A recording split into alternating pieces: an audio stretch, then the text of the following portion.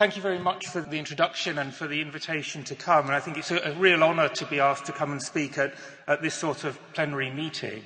I've been asked to talk about personalised prophylaxis, and therefore, by definition, I'm going to give a personalised talk. And of course, that means also, almost by definition, that some or a lot of what I say, people in the audience may not agree.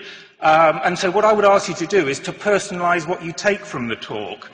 Because I think that the key to the discussion of personalised prophylaxis is the question of whether we use a straightforward weight-based prophylactic regimen or whether we try and tailor the regimen to the individual person.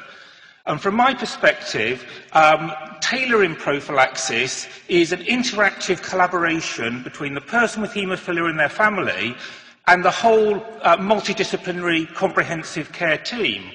And of course, by implication, that implies evolution and change of prophylaxis as circumstances change, but also it implies evolution of the principles behind prophylaxis as the experiences of the patient and the centre change. And also, it's not just the individual patient, of course, because patients, for example, in South Wales, are a very tight-knit community. So somebody who has an experience on prophylaxis will often discuss it with other patients locally in the area. And so I think it's a kind of a collaborative view from the community of haemophilia care that gives us this sort of personalisation. And the absolute key to it, I think, is the relationship and the level of trust and confidence, which is a two-way thing between people with haemophilia and their haemophilia centre. So these are my conflicts of interest, with, as you can see, with a number of pharmaceutical companies manufacturing Factor VIII and Factor IX. So I think, just to set the scene, I think we all know the natural history of haemophilia, which is of recurrent joint bleeds, synovial disease, destructive arthropathy, which can then culminate in severe disability or joint replacement. And I think we all know that the way to prevent that, or certainly reduce the impact of it, is prophylaxis. Now, just to take a step back from prophylaxis, we just need to have an idea of the variability of the impact of replacement treatment at all in people with haemophilia. So this is work from a colleague of mine who's working at the Cardiff Haemophilia Centre at the moment. She's from Pakistan, and she's working with us because she wants to take back and implement comprehensive care in her local city. And she's collected a cohort of 66 patients with severe haemophilia A, who essentially have either not received replacement therapy or only received FFP. And she's measured the joint score, and we've repeated the Factor VIII levels in Cardiff to confirm the severity. But the interesting thing is that whilst a lot of people have got very severe joint disease, there are some people with very low levels of joint disease, besides having documented severe haemophilia. And this, to me, talks very much of the need to personalise prophylaxis. And of course, although we see that the older, in general, the worse the joint scores, really some very young people can have some very, very poor joint scores. And one of the things she's looking at is why there's this variability in joint pathology.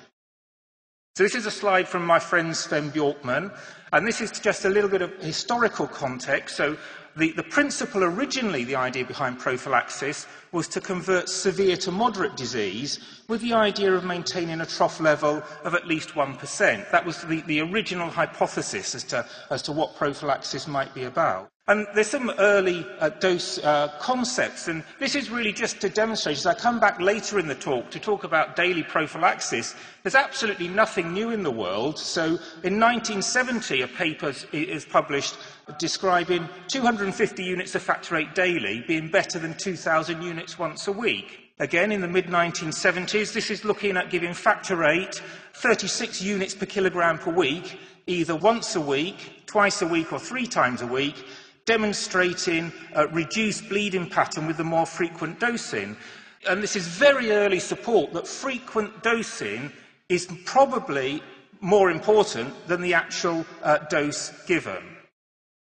So further evidence supporting prophylaxis. I'm not going to go through this in detail because everyone in the audience will know the seminal description from the Swedish group. But also I just want to reiterate the importance of the finding that prophylaxis needs to be started early. But also, already, the concept of individualisation is being described. And again, then there's the studies, and I'm not going to go through them, looking at intermediate dosing, based really more on bleeding phenotype versus high-dose regimens, with really quite similar outcomes in terms of bleed numbers and joint score. So the concept of individualising has been around for a very long time. Now, of course, this is the definitive paper in the field, and this is of introducing prophylaxis in young children versus on-demand therapy, clearly showing that bleed number and joint pathology is reduced. But this is with a fixed weight-based regimen, which of course had to be done in the context of the study. But just want to point out that this is on an alternate day regimen. So really, I think the gold standard would be this study at the moment, an alternate day regimen. Now, I think, so looking at all the prophylaxis studies together, I think we would agree that prophylaxis reduces and perhaps even prevents hemarthrosis and arthropathy. It may also, but it's quite difficult to demonstrate definitively, reduce other severe bleeds such as intracranial hemorrhage, improves mobility, quality of life, work attendance, and inclusion in sports and leisure activities, all these important consequences of prophylaxis.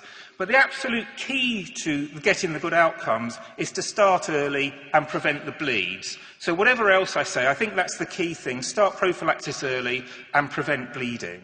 But of course, individuals will respond very differently to prophylaxis. And one of the key measures in prophylaxis, and this is one of the key things that needs to be measured accurately, is the number of breakthrough bleeds on prophylaxis.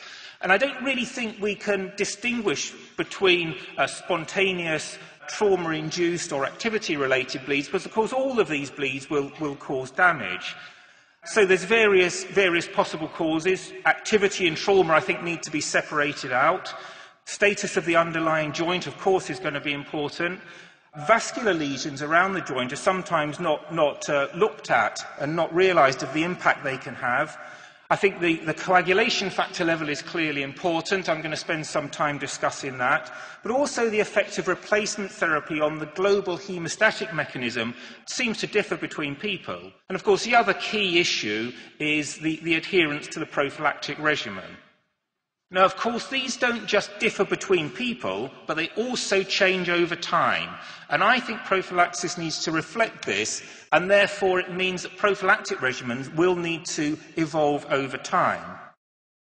So this is just an example. So this is a gentleman in the Cardiff Centre who was having recurrent breakthrough bleeds into the same knee joint despite intensive prophylaxis. So radiological examination demonstrated a pseudoaneurysm. This was embolized, so after the embolization you can see that the pseudoaneurysm no longer is coming up with this blush. And there you can see, post-embolization, you can see the coils in situ, and of course you can see this gentleman's had a previous knee replacement.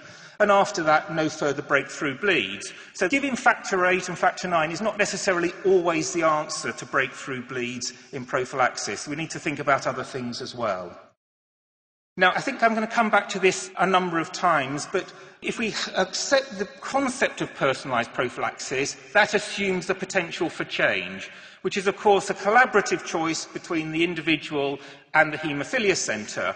And I think it's important to recognise that the potential change can be initiated either by the patient or by the centre. And people will often come to the centre saying, maybe I should try prophylaxis in this way because my lifestyle has changed. And it's very important that people are empowered to initiate the discussion of their personalisation of their regimen. On the other hand, some people will opt for stability. They won't want to change their prophylaxis, and of course that then is their personal choice. So a personalisation of prophylaxis could also be considered stability and not changing. I think the other thing to consider is that for some people, short-term regimens might be of use. So, for example, the intensive treatment of a target joint or intensive treatment during the sports season. But the other key to this, I think, is that proactive management of change and the ability to retain the confidence and the trust, and that's a two-way thing between the person with haemophilia and the centre, because if you make a change to the prophylactic regimen, I think it's very important that contact is made soon after that change, maybe 6 to 12 weeks afterwards, to assess whether there's been any change in the bleed pattern, and to then give the option to revise the regimen early so that the person retains confidence they're being looked at and being carefully followed. And that doesn't necessarily mean having to come to the haemophilia centre. That can be telephone or email contact. So the next question is, what level is important? Well, very often we talk about the trough level of factor VIII as being the important marker. But I wonder whether that is always the case, because, of course, also the question of whether the peak level is important. And the other thing that people often talk about is what's called the area under the factor VIII curve, which gives you an idea of the exposure to factor VIII over a period of time. And, of course, it might be that different of these parameters are important at different times. So maybe the trough level may be important to prevent spontaneous breakthrough bleeds, but the peak level is more important for physical activity. And maybe the area under the curve is more important, at preventing sort of subclinical bleeding. So I think we mustn't just focus on trough level when we're thinking about prophylaxis. Having said that, I think that the trough level is the only thing that has really got data associated with it. And of course, it was the original concept of prophylaxis to push the trough level from the severe range to the moderate range. So we have some data on this, and this data comes from the ADVATE, pivotal and paediatric trials, and this was a collaboration between a number of clinicians and the Baxter team looking at the data in their database. And I think this is quite a model for using data, because a huge amount of data is collected on people with haemophilia during clinical trials, but very little of that data is analysed and used, and I think that's something we need to focus on. So this was people on prophylaxis, and it's showing the time per week spent below 1% compared with the probability of having no bleeds in a year. So in the younger age group, if you spend no time below 1%, there's a 90% chance of having no bleeds. And obviously, as the time below 1% increases, the probability of having no bleeds decreases. In the older age group, there's a similar pattern, but even if you spend no time below 1%, there's still a 50-50 chance of having a bleed in the year. And of course, from this study, we don't know the reason for that, but I think the most tempting hypothesis is that it's related to underlying joint pathology.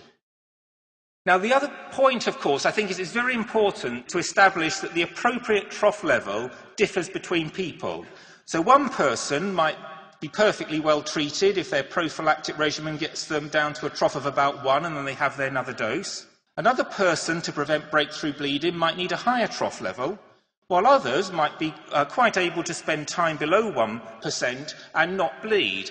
And the only real way that we have at the moment of establishing the appropriate level is by clinical observation. And I think this is really important, that the quality of data collected on bleed number on different prophylactic regimens is available so that informed choices can be made. Now, one of the questions is, why is there this variability? Why do people need different levels of factor VIII? And one hypothesis being looked at the moment is the effect factor VIII has on global haemostasis. This is a study we've done in Cardiff, and this is looking at thrombin generation after the infusion of 50 units per kilogram of factor VIII, and they're measuring global haemostasis and factor VIII levels over 72 hours. And you can see within the individual patient, there is a very, very good correlation between the global haemostasis and the factor VIII level. So an R squared of 0.87, which, as we've heard already, is a pretty good correlation. However, if we look at 1%, we see there's a huge variation in the global haemostasis when the factor VIII level is the same. And the question is whether this is important, and there are clinical studies ongoing at the moment looking at this further. The other thing to think about the level of 1%, whether that is appropriate, and I think comes from these sorts of studies. So this is a study on people looking at their baseline level of factor VIII. It's not on prophylaxis. So what they're showing in this study is that if the baseline level of factor VIII is less than 1, you might be expected to have about 6 joint bleeds a year. As the baseline level goes up, there's a fairly rapid fall-off And this kind of is the prophylaxis sweet spot, where between 1% and 2% there's a rapid fall off in the number of bleeds. But the bleeds, joint bleeds aren't removed altogether until levels of maybe 12 or 13% have been reached. Now, this is again data from Fatima Khartoum in Pakistan, and this is looking at the joint score, the haemophilia joint health score, in people with mild, moderate and severe haemophilia who have not received factor VIII. The mean age of the groups is very similar. And as you can see, in severe haemophilia, as expected, some quite significant joint damage is demonstrated. But in moderate haemophilia, without factor VIII replacement, it's not a great deal different. And a number of people have got very severe joint disease. But even in mild haemophilia, whilst the median joint score is 0, more than half of the people with mild haemophilia have, and some have very significant joint damage. And so I think this is important to recognise. So we're looking at the difference between a baseline level without replacement and peaks and troughs. These are not the same things. And I think the question is, what role are the peaks having as well as the troughs having? But the bottom line is that the target of 1% is not suitable for everyone. And if we say that we've got this cut-off round about 12 or 13, well, obviously then the way to deal with prophylaxis is simply to give prophylaxis and keep the level above 12%, and then that would be fine. The problem, of course, with that is that is very expensive things to do. And it will cost 12 times more to maintain a trough level at that sort of level than it would to maintain a trough level of 1. And that means that, in effect, the discussion of tailoring to trough levels is a discussion about cost-effectiveness. It's a discussion that balances what is desirable and what can be afforded. So if we think about then optimisation of prophylaxis, I think the important thing is that clearly prophylaxis needs to be acceptable to the patients and families. As far as possible, it needs to minimise the effects, both short-term and long-term, of haemophilic bleeding. And, of course, it must be affordable. And what is affordable will vary between different countries of the world. And so it's not possible to have a discussion about what is an appropriate prophylactic regimen when we have an audience as diverse as we have here. We have to consider what is affordable and appropriate for each country. So, of course, we could use the standard weight-based regimen because we know that works. Alternatively, we can use the idea of tailoring or individualising treatment to various parameters related to the family, the venous axis, the bleed pattern, the pattern of activity, and of course the pharmacokinetics. But of course also, this implies the need for change and the evolution of prophylactic regimens. And we then need to think that maybe we need different types of prophylaxis. We're targeting different concepts at different times of life. So as a person grows, we may have to consider different ways of managing prophylaxis, particularly in very young children where their joints are particularly vulnerable to bleeding. But you can't really predict activity or times of more activity, because you have almost constant activity. And as you go through the age groups, things change. And you get to the adult patients, and some adult patients can perfectly well have learnt to control their disease with targeted prophylaxis, which might be an infusion once or twice a week at the time of sporting activity, or might be once a month. And so but they can predict what's going to happen and very well prevent bleeding with targeted prophylaxis. And also the concept coming through now of perhaps tertiary prophylaxis, where people with really quite severe arthropathy and poor mobility who've not had prophylaxis through their life can start prophylaxis later on, and if their bleed number is significantly reduced, that can allow physiotherapy and improve mobility. And I think this is another important area of prophylaxis that we're just beginning to get to grips with. The other thing, though, I think we have to think about is tailoring to the culture of where people live. And so I'm going to take the example because I'm living and working in Wales. And in Wales, the biggest sport by far is rugby union. And this is the Cardiff Millennium Stadium. And here is the massed ranks of the Welsh supporters, all dressed in the national colour of red. And some people so fervently supporting the team, they're even prepared to dress as a daffodil, which is the national flag. And of course, this is then the Welsh rugby team. leaving opponents in their wake. And just for the balance, it's not only French players that the Welsh team leaves strewn across the field. And last year, the Welsh team became the European champions. They beat all the other major rugby playing nations.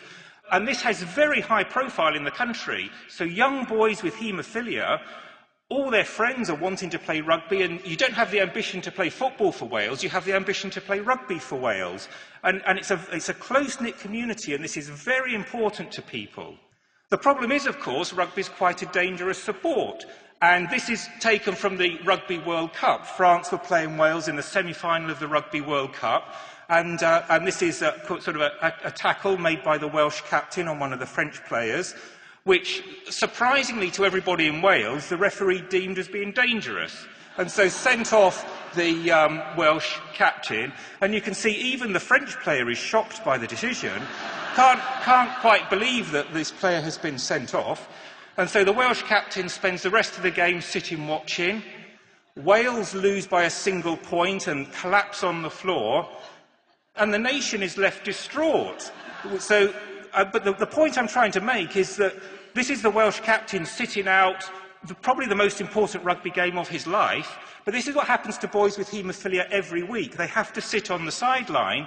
And it's such a high-profile thing in Wales that we have to manage this very proactively.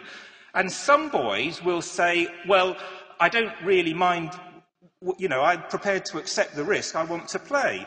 And I think the important thing is they have to have the level of trust and confidence to tell us at the centre, because if they are going to play rugby, obviously we can't, ban things, but we would change the prophylaxis if they really insisted that they had understood the risk and wanted to play.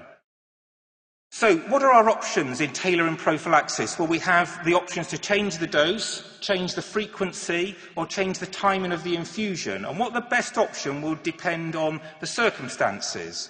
I think the other thing to think about is what the level of factor VIII. It will depend on both the frequency and the dose of infusion, as well as the pharmacokinetic response of the individual to that infusion, and also the adherence to the treatment. Now, the pharmacokinetics varies very widely with patients, and it varies widely with age. And so, again, this is data now taken again from the ADVATE collaboration that we've had with Baxter. So just to, very briefly, for pharmacokinetic people who have not done much in the way of pharmacokinetics, rapid clearance and short half-life, you give the treatment and it doesn't last very long in the body.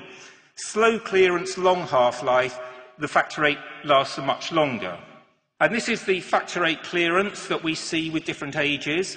And as you can see in the young age group, relatively short half-lives, with the half-life increasing to about the age of 18 relatively quickly, but there's still a drift up in half-life throughout the whole of life. The question is, does this matter? Well, it does seem to matter if factor VIII levels are important. If you give it an infusion, based again on this data, if you give an infusion of 50 units per kilogram and measure the time it takes to get down to 1%, or look at the level at 48 hours. So the time to get down to 1% in a young child will vary by 34 hours. So almost a day and a half difference in terms of cover from an identical dose based on weight. The level at 48 hours, if you're on alternate day dosing, is either undetectable or 7%. So there's a huge difference in the cover that you get from exactly the same weight-based treatment. The differences are either more in the older population, a 59-hour difference in the time it takes to get to 1%, depending on whether you have the short or the long half-life, and a difference of a level at 48 hours between 0 and 12%. So it does seem to make some difference if factor VIII trough level is of consequence. The other thing that's important to think about, I think, in personalisation is adherence. So obviously, if you're on a regimen where you have 3 times a week, perhaps spend quite a long time on a Sunday with a low level, maybe that matters, maybe it doesn't. But if people miss doses, they spend an awful long time with low levels of factor, and the risk, therefore, of breakthrough bleeds is enhanced. Now, the question really of adherence is why there is a problem, and then you can start to address what to do about that. And one of the commonest problems is that people have very busy lives and we're asking them to give prophylaxis in the morning. And of course, if you have 2 boys with haemophilia and you have 2 other children and you're getting up and everyone's trying to get to work and school, it's not always possible. And so what I think is reasonable in this situation, and after discussing it with the family, we would consider giving prophylaxis in the afternoon. Because although the factor levels aren't going to be as good, I think it's better to get the regular prophylaxis in than to miss doses altogether. And of course, this is part of the individualisation of the prophylaxis to the family. Now, if we come back to what's important in trough levels, well, the important determinants of what the trough level are, the most important ones are the half-life and the frequency of dosing. Much less important is the dose you give per kilogram and the measured recovery. So let's go back, and this is from the ADVATE data, and you can see here that the vast majority of half-lives fall somewhere between about 8 hours and 15 hours. So what's the consequence of that on dosing? So again, data drawn from this collaboration. This is the amount of factor VIII required to stay above 1% on alternate day dosing. And 1% is used as an example. If you want to use the example of 2%, you simply double the numbers. So if we put in 8 hours and 15 hours, we can see that at a half-life of 8 hours, we need about 30 units per kilogram to remain above 1%. But at 15 hours, we need 5 units per kilogram. And this would suggest that maybe weight-based dosing is not the best strategy. So if we then look again a little bit further in how much factor VIII you need to stay above 1%, and this is now in a 70 kilogram person. So if we're looking at alternate day dosing, if you have a short half-life, to stay above 1, you're going to need about 5,500 units a week. But with a long half-life, you can stay above 1 with only 600 units per week, or less than 100 units per day, will keep you above a trough of 1. And of course, this has important consequences if a country has limited access to factor VIII, because if you're using standard weight-based dosing, then higher levels of concentrate will be given. And again, the frequency of dosing makes a huge difference. So if you go from alternate day dosing in an average half-life, about 2,000 units a week, again, you can go down to 100 units a day on daily dosing for the average 70 kilogram man, and you still get a trough level above 1. So these are some concepts that I think are worth starting to think about. So there's been a number of studies looking at trough levels, and this is a prospective study using cogenate, where the patients had 6 months on demand, followed by 6 months prophylaxis, but a standard prophylactic regimen of 20 to 40 units per kilogram 3 times a week. And the number of hemarthroses were measured. Now, this is one of the first studies in sort of secondary or tertiary prophylaxis, because the median age of these patients going into the study was 36, and 80% of people had target joints at study entry. And if we look at the results, well, they're very good. So the joint bleeds go down from 15 in 6 months to a median of 0 in 6 months. So even with people with target joints, this level of prophylaxis turns the bleeding off. But if we then look at the measured factor VIII levels at 48 hours, we find that the average was 6, and even at 72 hours, the average was 4. And this suggests that standard paediatric regimens are not necessarily applicable to all adults. And the other thing of interest here was that the median time from the last infusion to the bleed was 2 days, and that 95% of the bleeds occurred 48 hours after the last infusion. And of course, this brings into question then the 3 times a week dosing, because by definition, people will go more than 48 hours without a bleed. So this is sort of standard 3 times a week treatment. If you just get to a trough level of 1 on Wednesday and Friday morning, then by definition, the whole of Sunday, the level will be below 1. And maybe in some people that doesn't matter, but maybe if you're playing sport on a Sunday morning, it does. Now, some people would suggest that you need to give an increased dose on Friday, but in order to cover the whole of Sunday, if you've got a half-life of 12, you would have to have a 4-fold dose increase on Friday to cover Sunday. So that's probably not the ideal way. So let's say there is sporting activity on Sunday morning. If you give a little bit of a top-up dose on Friday, that's going to do next to nothing by Sunday morning. So one option would be to give alternate day prophylaxis. So alternate weeks should have a very good level on a Sunday morning, but the other week you'd have a poor level. So another possible option is to stick with the Monday, Wednesday, Friday, because it's easy to remember, and then give the top up on the Sunday when the sporting activity occurs. Another way of going would be to give daily prophylaxis, because then for exactly the same amount of factor VIII, you would sustain a much higher trough level throughout the whole of the week. And I think obviously these are all different options that you can discuss individually, and people can see what they think. So if you change to one of these options, you're not stuck with that change. You can see what it's like for sort of 3 months or so, and then change back. And of course, if you play sport and you only play sport for certain months of the year, you may want to undertake a regimen like this for only during the sports season, and then change back to a less intensive regimen at other times. So this is to just go back, this is a repeat of the slide, so it's questioning whether weight-based dosing is the best strategy. Because looking at the half-life, there's a very big difference between the amount of factor VIII you need to sustain certain levels. So if pharmacokinetics is potentially important, how can this be measured and used?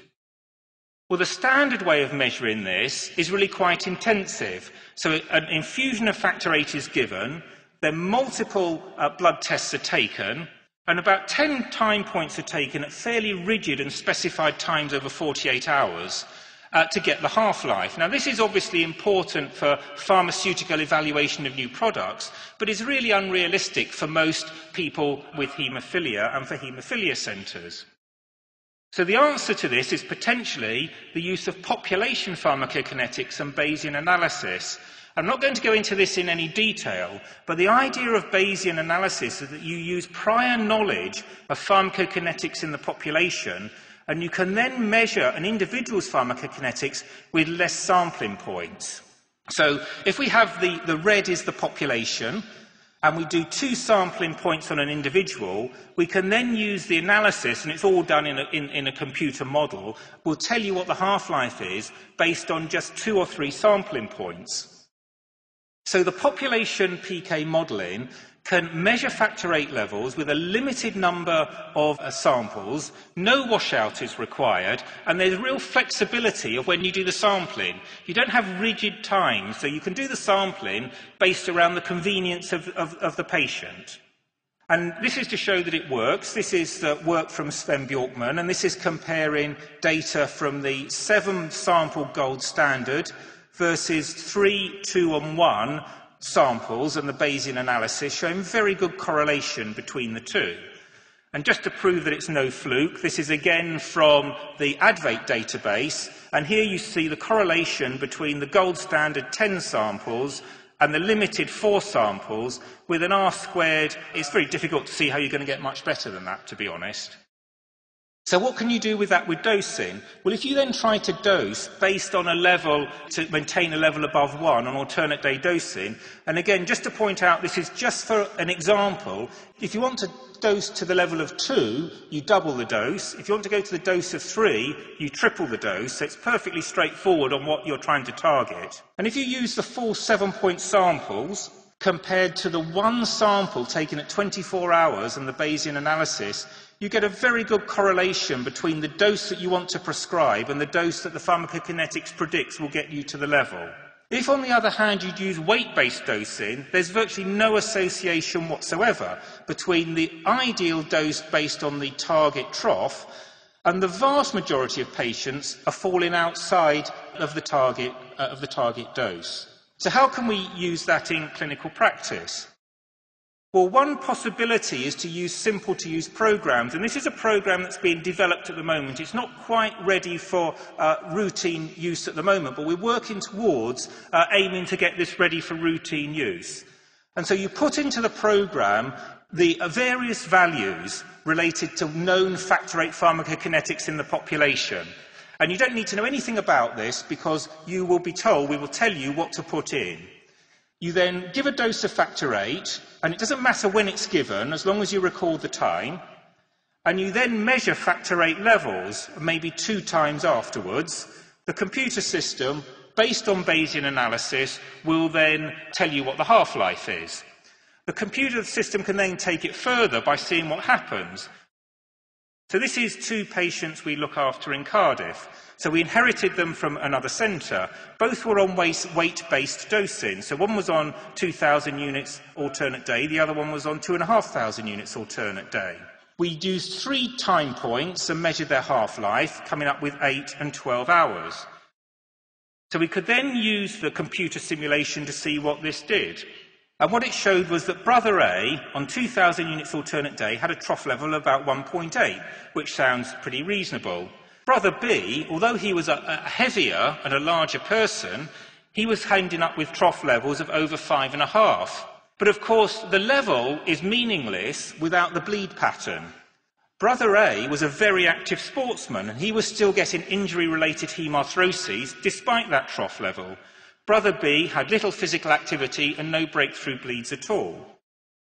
So with Brother A, what we suggested was going on to 1,000 units a day. So instead of 2,000 every other day, using exactly the same amount of factor 8, he went on to 1,000 a day. This gave him a trough level of 9, and his bleed stopped. Brother B, we slowly reduced his dose in small increments down to 500 units a day. He still sustained a level above 1 and still had no bleeds. And of course, this has major implications for factor 8 usage. And in countries where factor 8 is a rare resource, then you could think about this, is that either you have 1 patient on prophylaxis, or perhaps you have 5 patients on prophylaxis. And this could have been pushed even further. We obviously didn't do this, but it could have been. So in Brother B, an 85-kilogram man, remember, on 100 units a day, would have maintained his factor 8 level above 1. And that then could have given, instead of 1 person on prophylaxis, maybe 12 people could have been on prophylaxis. Now, I don't think that 100 units a day is likely to be as good because of this issue of what's the trough doing and what's the peak doing. But I think that it is possible to, if you have no access to prophylaxis at all, I think that this could make quite a significant impact. And I think it's worth considering whether these low-dose, more frequent regimens might be possible. Of course, the key to moving forward is that we don't have access to 100-unit vials. Again, this has been shown to be potentially feasible in practice. So this is from a Swedish study, 21 patients, either using pharmacokinetics to deliver a trough level of about 2 or weight-based dosing. They showed a reduce in factor 8 usage, no difference in bleed pattern. A very recent study has been published, and this is a study again on Advate. So this is pharmacokinetic evaluation at the start, followed by 6 months on demand, and then patients are randomised to either alternate day standard prophylaxis or pharmacokinetic delivered prophylaxis every 3rd day to get a trough level of 1. And the interesting finding is that from on demand, 25 bleeds, to very low levels of bleeds, 1 or 2 bleeds, annualized bleeds, but the every 3rd day and the alternate day give the same bleed rate, and they use roughly the same amount of factor 8. But the other point is, though, that the trough levels are different. So in the PK delivered, the trough level was targeted for 1, and that's exactly what happened. In the alternate day standard, the trough level was 3. So what you have a choice here is either, in some people with longer half-lives, you can go to use the same amount of factor 8, go to every 3rd day dosing and not bleed more, but alternatively, if you had tailoring to 1% on the alternate day, you could use significantly less factor 8. So to attain a trough of 1 on the alternate day, instead of 2,000 units for a 70-kilogram man, you would use about 750 units. So again, the question is the option of using different regimens in different countries looking for different outcomes? Now, I'm going to go through this study. This is a study on daily prophylaxis, which sort of starts to undermine my position a bit, so I need to show this for completeness. Although I would point out that this is a relatively small study, and I think that I wouldn't, on the basis of this study, I'm still a proponent of daily prophylaxis, but this is a randomised study of either staying on usual treatment or daily dosing with dose reduction to aim for the same sort of level as usual treatment. So there was dose reduction here. So what was shown was that, in fact, the bleed number on daily prophylaxis went up. So possibly feeding into the idea of peak levels, but I think the number of patients was so small to draw too many conclusions. But the bleed number went up, despite the trough level going up. So I think that's odd. And the other thing is that the people on daily prophylaxis reported that this was more stressful. And I think the way I would interpret that is that whenever I suggest daily prophylaxis to anyone, it's based on a very positive choice. They go to daily prophylaxis for a very specific reason. Is it to sort out a target joint? Is it to play sport? And I think that that's part of possibly what the answer is here. But it certainly would appear that daily prophylaxis is certainly not for everyone. But there's two choices with daily. Either you increase the trough with the same amount of concentrate, or you maintain the same trough with less concentrate. And what you're aiming to do depends on the situation and also where you are in terms of the economic standing of your healthcare system. There are a number of potential uses, but I think the most important point I would make is that I would see daily prophylaxis often as just a short-term treatment, but it's for very specific reasons. And I think if the patient is motivated for a specific reason, it becomes more acceptable. Going completely the other way, there's discussion of weekly prophylaxis, particularly at the initiation of prophylaxis in young children, mainly with the idea of avoiding the need for intravenous catheters. I do think we have to be very careful with this because we don't really know the long-term consequence of this. And I think that once weekly prophylaxis, particularly if breakthrough bleeds are allowed to happen before escalation, I think that the consequence of long-term joints is unknown, but I think we have to be very cautious because also we don't know the consequences of subclinical bleeding here. And I think if weekly prophylaxis is going to be used, then as soon as bleeds start to occur, the frequency has to be increased to stop those bleeds happening. The last couple of slides are just on longer-acting agents, which are obviously very exciting in clinical trial at the moment. So this would be a standard treatment every other day, and this would be a hypothetical long-acting agent once a week. Supposing we need to get a certain level of treatment, and so this person would spend a short period of time each week below that level, but it's during the night. In a long-acting agent, the person would spend much longer below their appropriate level, and it would be during the day and the night. The question is, will the absence of these peaks lead to more breakthrough bleeding? And with longer-acting agents, will we need to look for higher levels? These clinical trials are ongoing, and I think we'll wait for them with real interest as to what they're going to show, because they will start to give us some idea about whether troughs are important or whether peaks are important as well. So my conclusions really are that prophylaxis, without question, is the treatment of choice for people with haemophilia, and not just people with severe haemophilia. As I was showing, moderate haemophilia, certainly some people will respond well and benefit from prophylaxis. The key is to start early and to prevent bleeds, but obviously this is not available treatment for the majority of people. Standard weight-based regimens have been shown to work, but they are expensive. And there is the possibility, I think, for tailoring and personalising regimens to the individual person, working on all the available clinical, pharmacokinetic and other data. And by tailoring to the individual, I think it may be possible to have more cost-effective prophylaxis, and that would then make prophylaxis more widely available.